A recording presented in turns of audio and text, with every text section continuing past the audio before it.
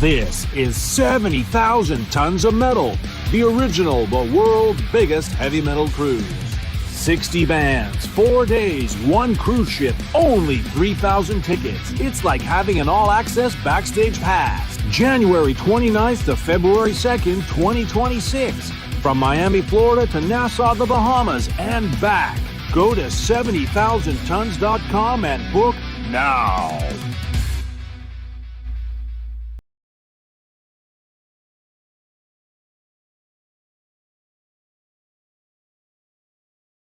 It's been some time, like 10 years. So how does it feel to be releasing it again? Like after so long, does it feel like the first time, no pun intended, but does it feel like the first time all over again? I mean, in some ways it feels good. First of all, I'll say that. You know, it wasn't, we never stopped being a band, and there was never a spoken hiatus or anything like that. It just sort of was, we had so much success for so many years and we started so young. We just sort of needed to go home and refuel, you know, and sort of fill the tank up again, honestly, metaphorically and just physically and emotionally, just we were drained. So there was a point where I don't even know if I thought we were going to put another record out. So when we're here, it feels amazing just to have a record finished, something that we're all really proud of, and that it's coming out. It doesn't feel like the first time we put a record out, but it does feel like a new world that we're releasing a record into, you know, because so much has changed and things change so fast that the whole landscape of the industry and all the trends and fashions and everything about it is different. And we're just sort of in our Finger 11 lane, putting out the best Finger 11 record we can do. So I'm excited for that.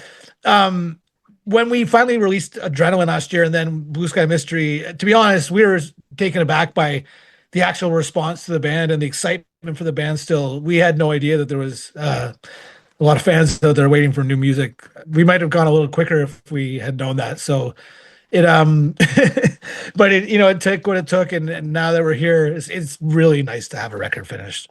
So did you approach this one any differently, or did you go in with some ideas, or is it just a clean slate?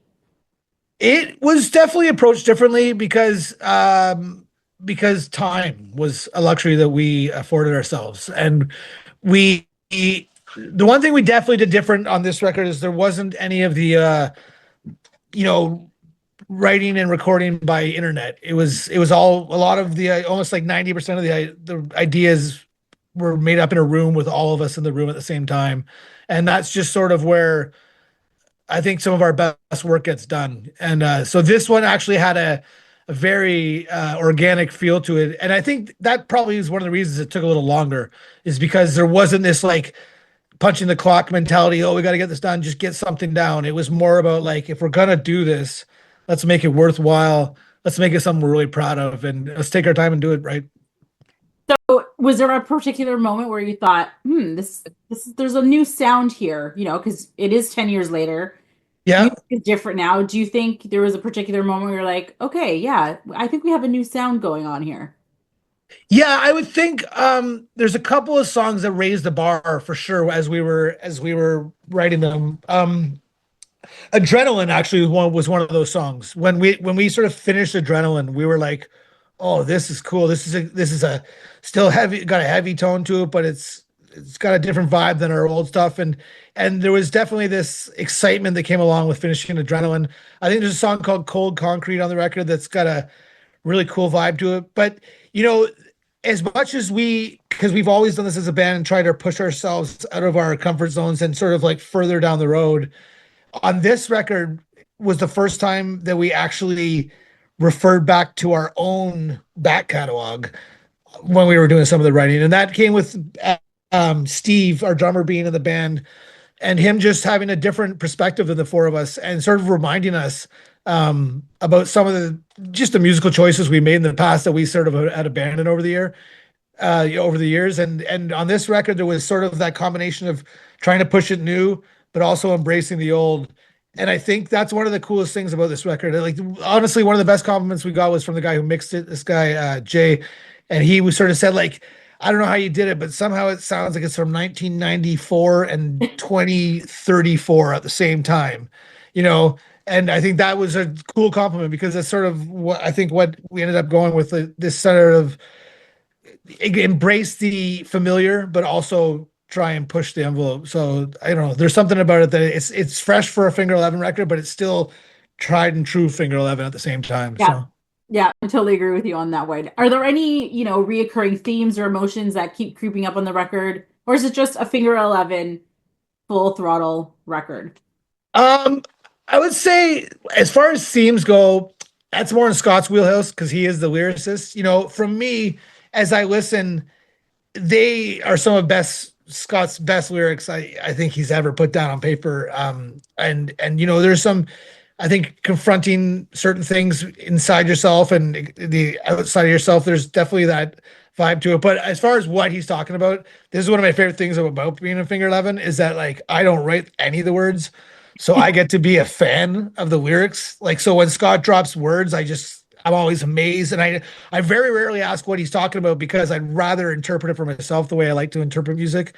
So it's a lot of that's still a mystery to me in a lot of ways. But one of my favorite things that he does is he sort of refers back to his own world sometimes. And I think in this record, he's just done a great job of maintaining the Finger Eleven universe.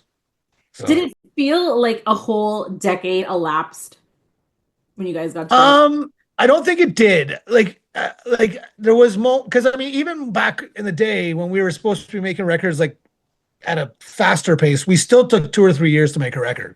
So we've never been one of those bands that just pumped them out. And this one, there was like 4 or 5 years had gone by, and that was a little like, whoa, what's going on? And then COVID kicked in.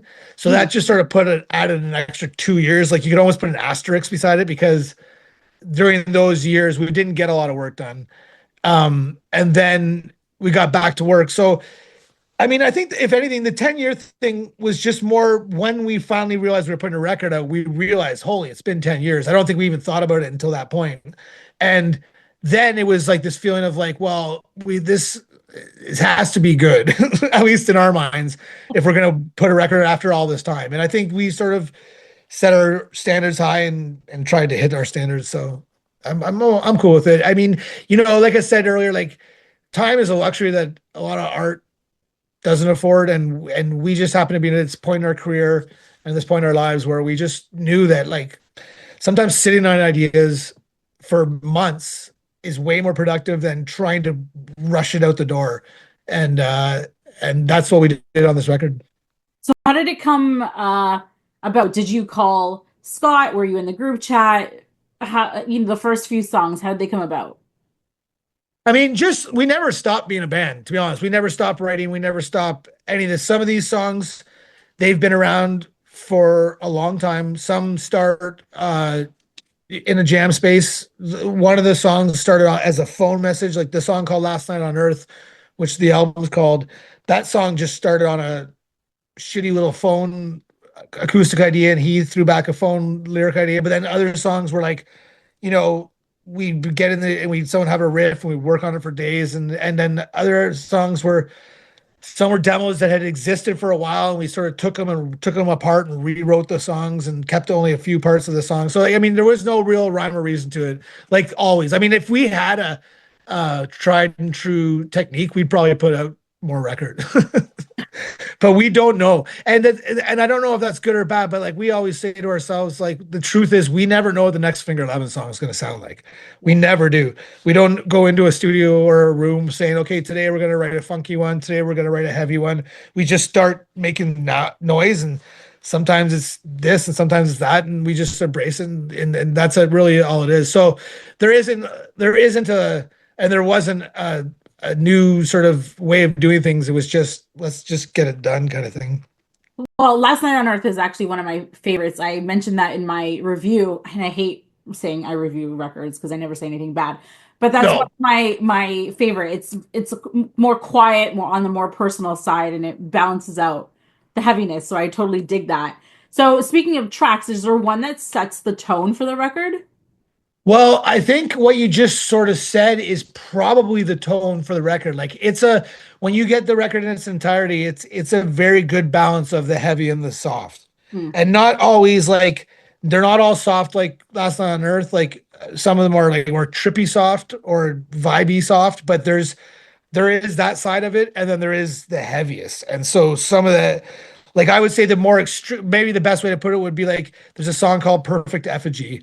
That song would be like throwback to our early 2000s heavy version of ourselves. But then we've got a song like Wall Dogs, and that is the most mature song we've ever written, and it's got barely any guitar on it. So there's more, it's more about the spectrums and the ends and the extremes than there is one that fits right up the middle. But I don't know. Yeah, they're very. I think there's a. It's we've tried to accomplish something where every song is unique to themselves. They still all fit together, but not. They don't repeat vibes through the record. So how do you balance staying true to yourself and your roots while evolving sonically? I think that is how we stay true to ourselves. To be honest with you, I think that is what we've been guilty of over our career. Like maybe even what some fans don't like about the band is that like we don't really stay in one place for very long, sonically or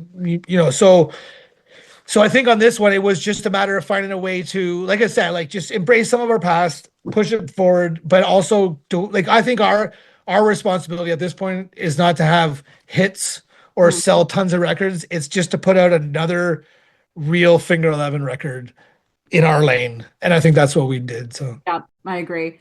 How did the collaboration with Filter come about? it was a combination of like discussions with the record label that started, and they mentioned the idea of a feature, and that was something that we'd never thought about, to be honest, just because we've always been so insular. And then a list came from them, and it wasn't something that we were like into. And then we sort of said, okay, well, we'll make our list of these possibilities. And when we handed them back, not very long after Filter, like Richard from Filter came back, was like, yeah, I'll do this. And we were like, whoa, it was sort of like a dream. You didn't expect anybody to say yes from our list. So when he said yes, it was like, whoa, this is cool. But then, we had to hear what it would sound like because we've never had anybody except for Scott sing on our songs. And so when we got it, the day we got his takes, it was pretty wild. It was cool to hear, like, holy man, that's that voice, like that. And he's doing like the Filter scream and all these things, like, and these iconic moments. And it was like, man, that's on our song. This is super cool. And then we actually met him and shot a video with him, and he was a really sweet guy, really nice guy. Like, really, the bands got along really well right away. So it was just a good meeting of the minds, Scott, no, it's a great song. I guess you're gonna release it as a single, hopefully. Yeah, I think so. Yeah, that's the single. I think that's the single out right now at radio, at least in Canada. Okay. Yeah. So Okay. singles are weird these days, though, because there's radio singles, there's internet singles, there's Canadian singles, there's global singles, there's American singles. It's very new world. Singles. Like back when we always knew it was like, this is the one song we're gonna focus everything on. So it's cool. It's a new world, but I mean, I'm cool with it. However the music gets out there, I'm open to it. So what kind of energy did you want this to feel like compared to the other work? Like, it's the same Finger Eleven vibe, or is there something a little different with this one? Well, I think on this record, compared to, let's say, the last couple records, the difference for me, a big part of the difference was we put a lot more effort and thought into the guitars like we used to on our first couple records. Like we just sort of geeked out on the guitar parts a lot more on this record than we have for the last couple. So there was that excitement where like we went through, and every bar and every instrument in every bar has been thought about. There's not a lot on this record that's just left up to chance, which is how we used to make our early records, and it's a fun way to do it. It's a lot more tedious, but I think it garners better results at the end of the day. Were there any surprises during the recording process? Anything that? Yeah, I mean, the song called Cold Concrete, that was a surprise because it was this sort of like one little piece of a song that had been kicking around for a long time, and all of a sudden one day we sort of unlocked it, and next thing you know, we had a new chorus, and then we had written a bridge, and then we actually were so excited about it, we sent it off to get mixed, and it was literally in the middle of being mixed, and we got together, and James, I think, said, you know what, we should write a better bridge. So we wrote a new riff for the bridge, and like we had to call the guy who was mixing the song and say, like, stop, stop mixing because we're writing a new bridge literally as we speak. And we recorded it and then flew it over to him so he could finish mixing that day. So that was something new to us, but I was proud of that moment because that's something that we've always, we're not scared to just make changes, even if it's annoying or if it's a pain in the ass. If it's going to ultimately be a better result, it's just worth the extra work. So there was that kind of mentality on this record that we definitely embraced. So you've released Adrenaline and it's been out for a bit. How do you think fans will connect to the whole record? I think there's something there for all the different sort of fans of our band. Like, if you like the softer stuff, if you got into us through one thing or our pop songs, then there's that flavor on the record. But then if you like our older heavy stuff and you like what Scott is aggressive and a little darker, that's there too. So I think there's I think like, put it this way, if I was I am a Finger Eleven fan, but if I wasn't in the band, I think this record would be sort of like maybe one of the ones I've been waiting for a bit.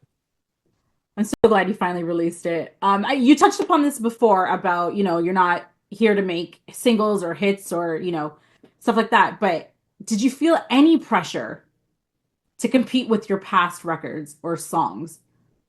Okay, like maybe internally, I think maybe there was this feeling of like, let's try and get back to like sort of the depth we used to go into to make our earlier records.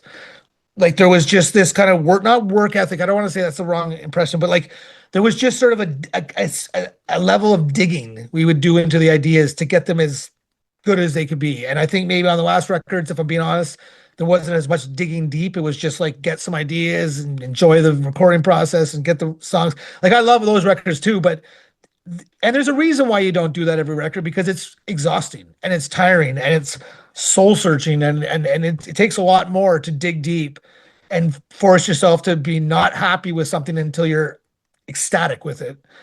And so, but on this record, we did do that. And that I think is one of the big differences. And one of the things that but as far as like writing hits, like we know we can never write another One Thing or Paralyzer, because if we could, we would have wrote another One Thing or Paralyzer earlier in our career. You know what I mean? Like we do that. Those songs were just as fluky and lucky in our world as any of other songs, and them becoming massive hits was a result of a lot of hard work from a lot of people. But as far as what the work the band puts in, we put the same amount of work into Paralyzer as we do like any other song we've ever written. Like it just like we've always put that care in, but those ones just took off and you can't explain why, and you can't really even take credit for it. It's part of I don't know, it's just part of the thing. So like when they blew up and they changed our lives and they made fans, like, yes, that was an incredible moment in time, but we're not arrogant enough to think that we can control that or duplicate that. So I don't even think we try. We just see it as an opportunity to make more music.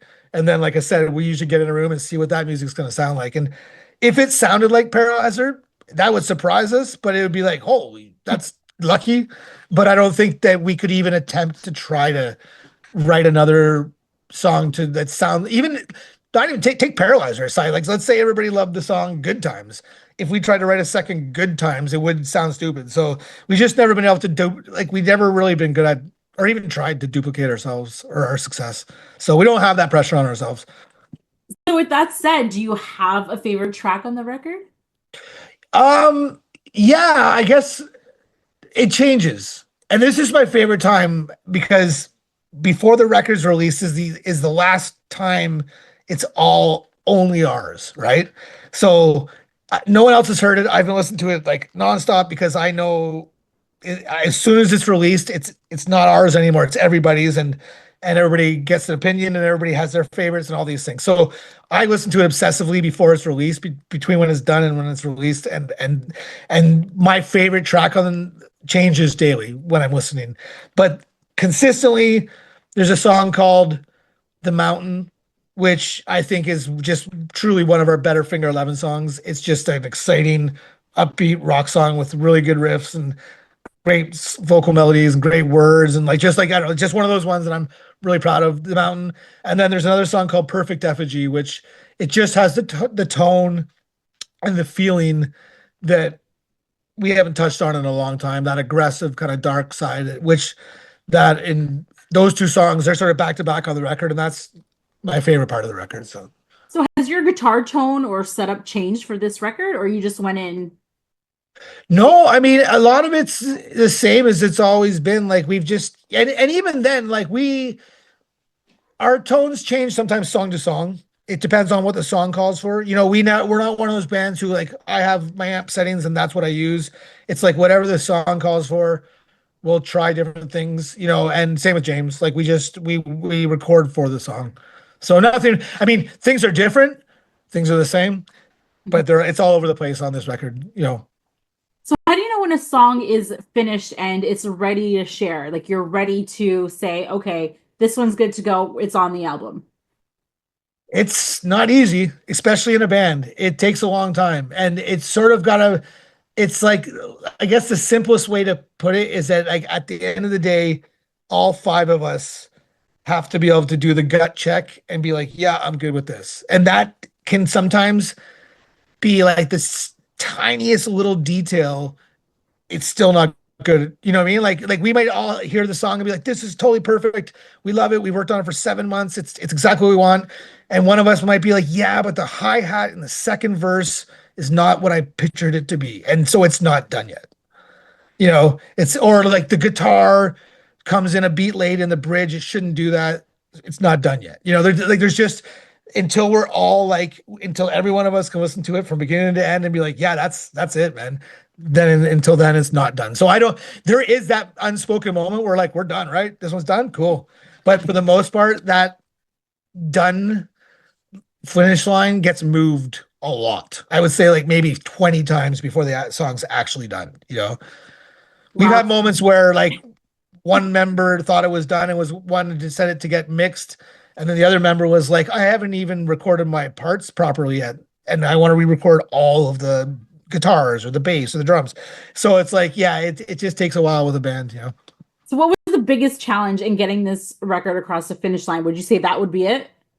Yep, that would be it. I would say like because a lot of these ideas, the origin of them, they've been around for a lot. There's a lot of demos of these songs where people were like really excited and thought they were great, but getting the finished final version of a song that's been around for like, you know, 9 years done, it does just that extra pressure does come on at the end. And like anything, you know, it's like the last little bit of a race is sometimes the hardest. The last 10% is usually the hardest thing to finish. And that applies to here as well. So that took the most work, that took the most dedication, and everybody digging in. Steve, especially, really taking the reins on the production side of things and just getting everything done. And but again, not just done to the standards we wanted it to be done at. And I think we achieved it. I know you're pretty busy. I have a couple of questions left. What does this new chapter of Finger 11 represent to you personally, to Rick? A bit of a second not second chance, but like there was a moment, definitely through COVID, there was moments where I was like, oh, maybe that was it. Like maybe that was it. Like that was an amazing ride. That was a cool journey. Like maybe that was it. And then from this point on, it's something else. So for it to be back, for people to be excited, and for us to get to go do it again, there is this sort of thing that I promised myself this time around. I'm going to just try to enjoy it even more on a real level, you know, with a little more sobriety and a little more clarity and a little more just paying attention to like my surroundings instead of sleeping through them all until I play, you know? Yeah. So when you look ahead, what kind of musical legacy do you want this album to add to? I just wanted, to be honest, I wanted to add exactly what the other albums contain, and just there's a sense of pride, and just like there's a thing that we do as a band for ourselves that allows us to be a band, and we set a bar for ourselves and we try and hit it, and when we do, that allows us to enjoy the music on a visceral level and really just enjoy it and be proud of it and get on stage, regardless if there's 200,000 people in front of us, and perform it with our hearts and really get behind it. And this record, that was the goal for me. I want to make sure that we just maintain that sort of consistency in our band and put a record out, not just because we haven't for a long time or not just to get another tour, but put a record out that fits right in with the other albums.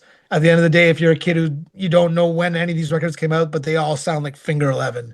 And I think this one fits right in there. So any tour news? Can we see you? We're going across Canada in November and December with the Headstones and the Tea Party. Nice. That will be a very fun tour. And then next year it's going to be we're going to be on the road a lot. So you will see us. That sounds like any tour news. Can we see you? We're going across Canada in November. My grade 8 year with a Finger 11 and Tea Party shirts and rainbow and all that stuff. This is really cool. And the last question is, what are you listening to lately? I'm a massive fan of a band called the King Gizzard and the Lizard Wizard. That's my favorite band right now, I would say, no question. If you even anybody who knows me knows that like I can barely go like if we start talking music, it's within 5 minutes I'm going to be talking about King Gizzard. And I don't know if you've never heard of them. They're just this incredible Australian rock band. Like I would say psychedelic rock maybe, but like they're just I don't know. It's just a great band. They're hard to describe because they put out like 30 some odd records in the last 15 years. Every record's different from the last one. They cover all genres from like death metal to jazz flute and everything in between. And they're just a very cool band. I've seen them a bunch of times. And that's just a band that I think is really keeping the unique rock torch alive for the younger generations. So let's put it out there. We're going to have a collab with Rick. Well, yeah. And, right? and King Gizzard and the Lizard Wizard. And Finger 11, yeah, I don't know. Who knows? Maybe. That would be pretty sick. They're pretty wild. They're a cool band. Like they're actually Australia as a country right now is producing some really amazing rock music with crazy band names. Like two of my favorite bands are King Gizzard and the Lizard Wizard and the Psychedelic Pouring Crumpets, and they're both from Australia, and they both make incredible rock music. I'm definitely gonna check it out, but I know we're at our 30-minute mark and you have a lot to do, so thank you so much for this. I'll get this pumped out way before the album comes out. I wish you so much success. I don't know if you know how big you are, but you're massive. Everybody in Canada loves Finger 11. You're right up there with the hip, so trust me, you guys are huge, honestly. That's amazing to hear. Like I want to I don't know. I mean, you know what? I think just we've been the same band since high school, same 4 dudes for the most part since high school. Like, you know, we've had different drummers, but really it's been the 4 of us that started in grade 11. So I think there's still a real thing inside our band where we just feel like the 4 grade 11 guys trying to be in a band still. And we just forget that we've made all these friends and fans over the years and that people actually care about the band. Because to us, it's still just our high school band. It's just going strong. What it should feel like. And and you can see that. You can see, you know, the camaraderie and the sound, and you never veer too far away from true Finger 11. And that's what makes you great. And I know this is going out in the States, even though I'm Canadian, but they love you. The amount of Finger 11 that comes out in the group chat, it's like, I want to review them. Like, hell no, they're mine. So yeah, you know, that's amazing. Well, that's a serious compliment, and I take it to heart, and I'll share it with the guys because yeah, for sure. Hopefully, I'll catch you on tour. Maybe I can actually high five you in person. Yeah, definitely come say hi. Except I don't know what you look like because I never saw you. You'll see when I put it together. I'll send it to Amanda, and if you're on the socials, I'll send it. I do. I have a Facebook radio. I guess you could say. I'm kidding. No. We will but we'll be in touch. And honestly, if you ever do see us and you're around, come say hi. For sure. Okay. Thank you so much, Rick. All the best, huh? All right, you too. Say all the best, eh? All the best, eh? Take care. Bye. Bye.